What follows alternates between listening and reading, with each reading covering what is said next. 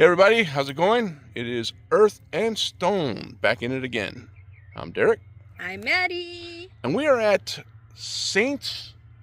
Oakwood Cemetery. We've been out here before, but the last time we were here we just did a live for the Facebook page. This was before we had a YouTube channel. So we're back again, feature some of the stuff on video, and publish it for everybody to enjoy. Yeah, and if you ever want to see any of our old stuff, just head over to Facebook, Earth and Stone. Yeah, it's all there, I think. Well, let's go and take a look, shall we? Throughout our little venture here, as you can see, the cemetery isn't that full. And it looks like they did a bit of a touch-up since we were here last time. I remember it was a little brushier than this, but not that much more. But our first stop is this pair of stones right here. Bennett. Lucy Alma Bennett. Why does that name sound so familiar? Bennett. Maybe there's a road named after. Maybe. There could very well be. Back here, I didn't realize that a lot of the roads back here are named after people until we went to a cemetery called Oak Island Cemetery, I think. And there was a Applewhite buried there. And I go, oh, okay, Applewhite Road. Very good. So we got an Oscar Titus Bennett, who lived from 1856 to 1938, and Lucy Alma Bennett, 1882 to 1967. And apparently they slept in separate beds. Look how far apart these are. Wow. Now there's one little nameplate over here, but what you'll see a lot of is empty nameplates like this, because whatever was in there, paper or whatever, it's gone. And here's another Bennett. I think this might be a military one. Sorry, I don't mean disrespect. But yeah, U.S. Army. Yeah, in for a penny, in for a pound, right? I already put my foot all over it. Nope, that's no good. Okay, well, it's another Bennett, U.S. Army. We have an Ellen Okerlich, and I hope she appreciates that I tried to find her name, because I almost had a stroke bending down there trying to see her name, man.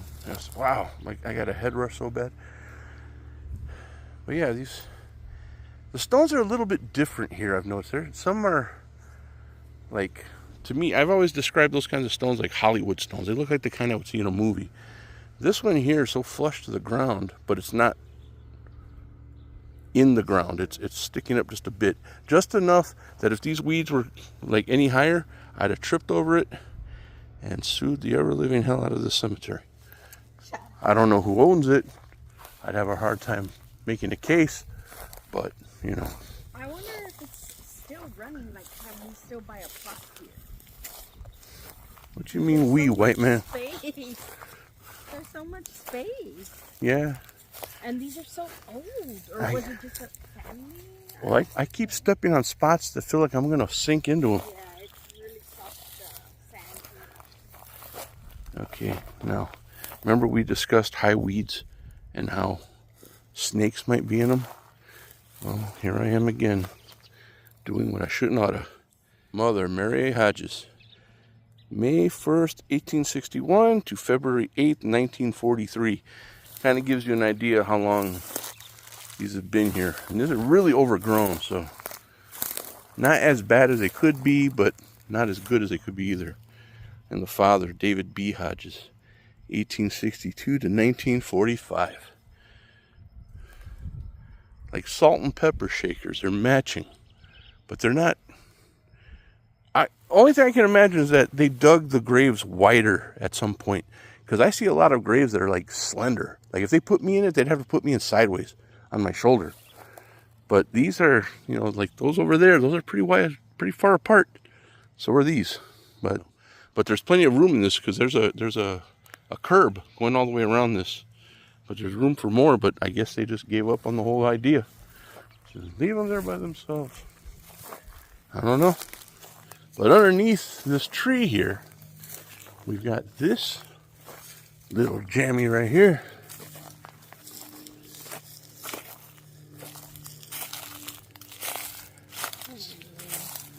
This stone looks like it's sitting on top of something, like on top of the curb, like it fell over or something, but I'm not sure. Clifford M. Kuykendall? Beloved husband, dad, papa, best friend.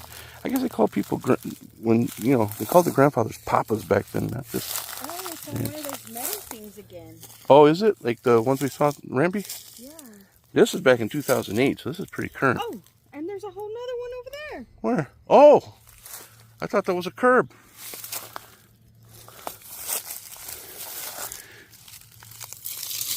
Yeah, there sure is. Oh, these are sticky. These are the ones that get stuck to my pants. I hate these. In loving memory of Monroe D. Kuykendall. I don't know how to say that. That's from 1908. I'm not going to go any further because the leaves on these things are really hard to get off your clothes once they get stuck.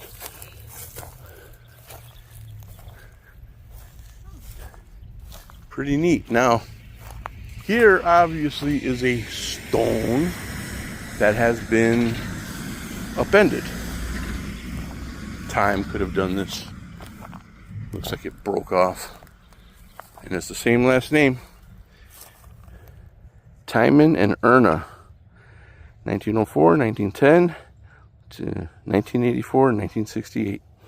The gift of God is eternal life through Jesus Christ our Lord. Get an idea of what's around this place. It's very nice. Look at that. Nice. How do you feel about like these side road country cemeteries? Like remember we went to the one in Benton City. Benton City Cemetery. That was awesome. That thing was so overgrown, man. I mean, it was really overgrown. Yep, there's a whole herd of goats. Ethel. I wish I knew how to pronounce his name. It's an interesting name, but I have no idea. 1905, 1991.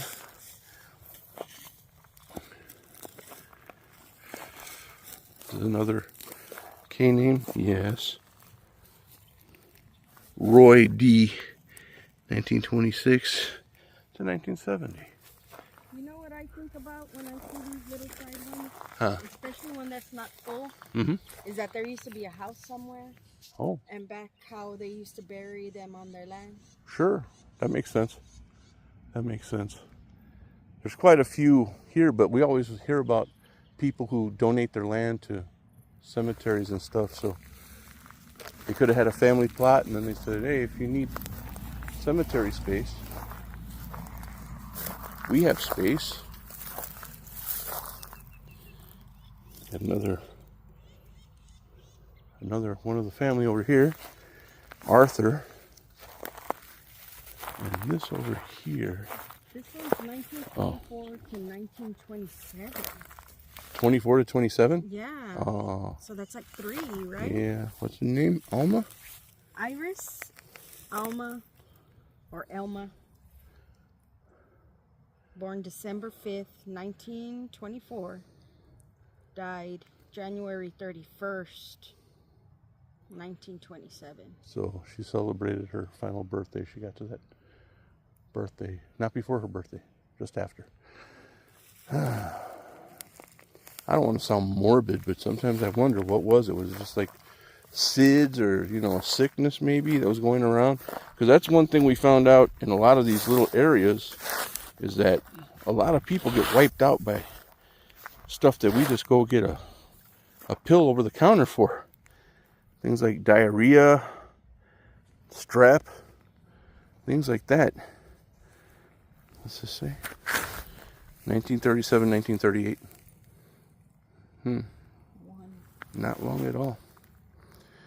They didn't put the months, but I guess if we look up the years, maybe there was some kind of epidemic going on. Could be. I had a lot of people from my great-grandfather's family, they died of things like, they called it green diarrhea. I don't know what that is exactly. I don't know if it's like the bile in the stomach gets mixed in with it or what. No idea. 1917 and 1918. And the little kids' graves are like handmade stones. The older ones get the really fancier ones. See, that's odd. That's a lot of kids. Yeah, around the same time too, ain't it? 14 to 26? Yeah, 1914, 1926. And the name is Lucille. There's a stone there, I think, but I'm not going to mess with that one. And this one, Francis, 1879 to 1930. So yeah, that one, he lived a while. But yeah, there's a few kids in this area, a few children suffered a great loss around the same time too. It's not like 1850 to 1853 and then 1912 to 19 whatever. No, these are all around the early 1900s. And they're all the same family. Yeah, yeah.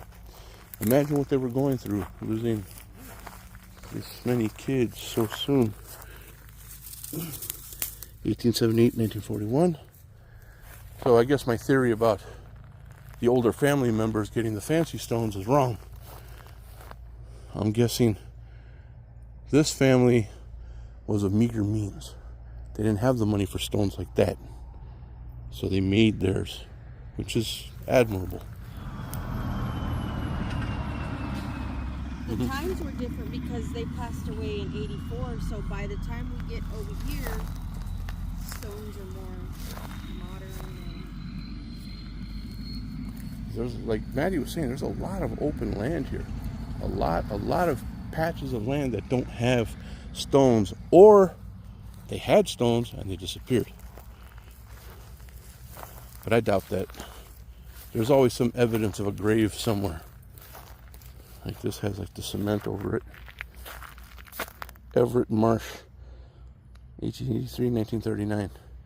Very simple and to the point. They just say who's there, and the years they lived, and the years they died.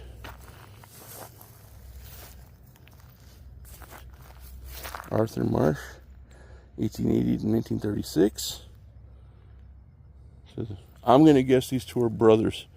They died and lived around, they were born and they died around the same time. Mary Jane Marsh, 1858 1943. She lives a little longer. Now we're working our way further back into the sunset. What time is it now, Maddie? It's almost 7? 7. So this is prime time for doing things like this because the weather is a lot more agreeable. Better. Parsons. Bunch of names there. Mary, Bernie, John, Conley, Bessie, and Emma. And there's bugs and gnats all over my face. Susie Logan. Mother. March 1870 to August 1935. Gone but not forgotten. There's one right here. I wonder what this, you know how those abbreviations? Uh-huh. SDL. Is that just their initial? Could be the initial of the person. But it's a very small stone, so maybe that's the mother. Maybe she died in childbirth and this was the baby. Maybe. Because that happened a lot back then too. I was trying to look up the history of this place, but I'm going to have to dig deeper because... Now we're getting to the back of the cemetery. See, that's where we came in from, over there. Now we're all the way to this fence here. And we're almost to the very rear of the cemetery. And this is where you get a lot of the taller stones and the creepy looking tree.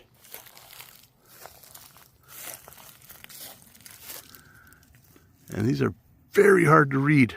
Oh my God, so hard to read. If you can read them, you're a better person than I am, because I can't make those out at all.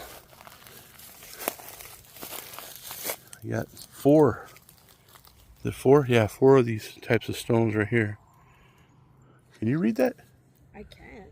It's like, it's too blended in with the rest of the stone. Worn down. Yeah. Bennett. It's Bennett. What'd I tell you? A better person than me. This is the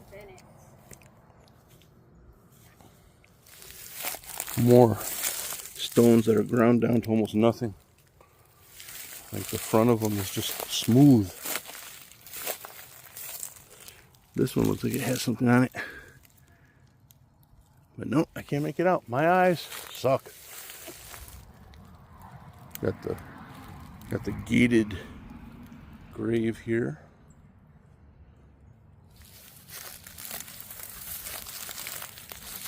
Oh. Just like this one here. One side is missing though. But that's good because then I can go in here and take a closer look at this stone, which I don't think is going to do any good. Because yes, this one too is all faded down. And look, there's a hole right there.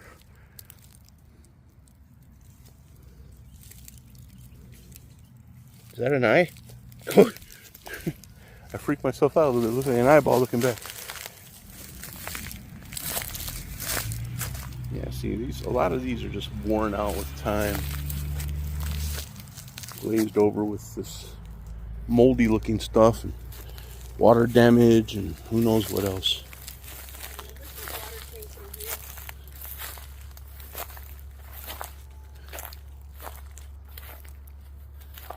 Now, we're at the very back of the cemetery. And what's that name? Fred.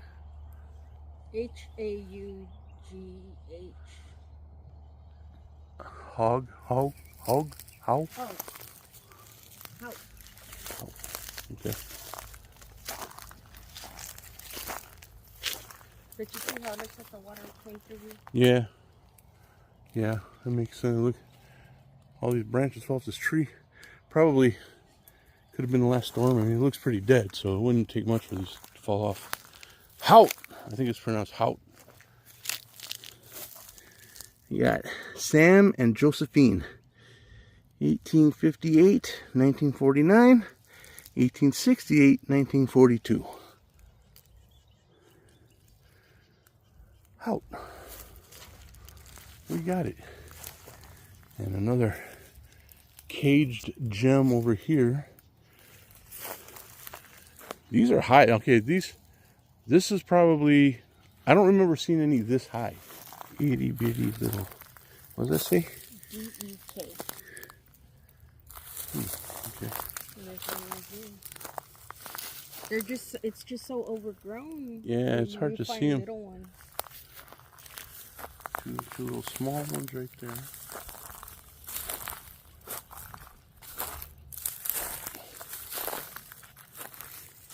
This one's kind of like stuck way down in the dirt.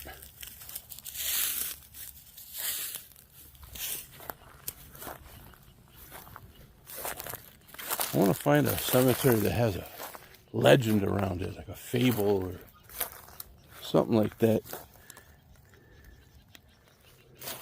Not necessarily a haunted cemetery. I think everybody thinks every cemetery is haunted. I mean, just one with a cool story. This is two. I thought it was one long one.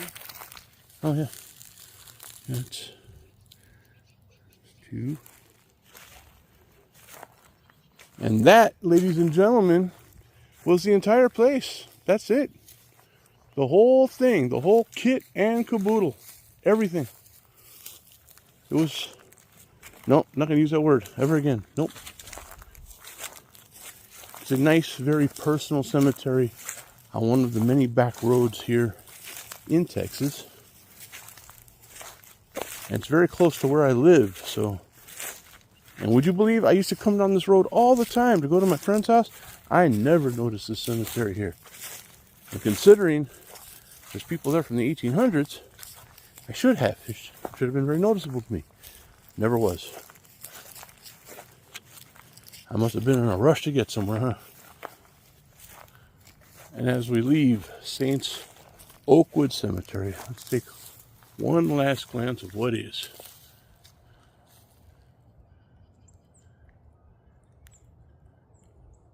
I'm telling you, that's it. That's all of it.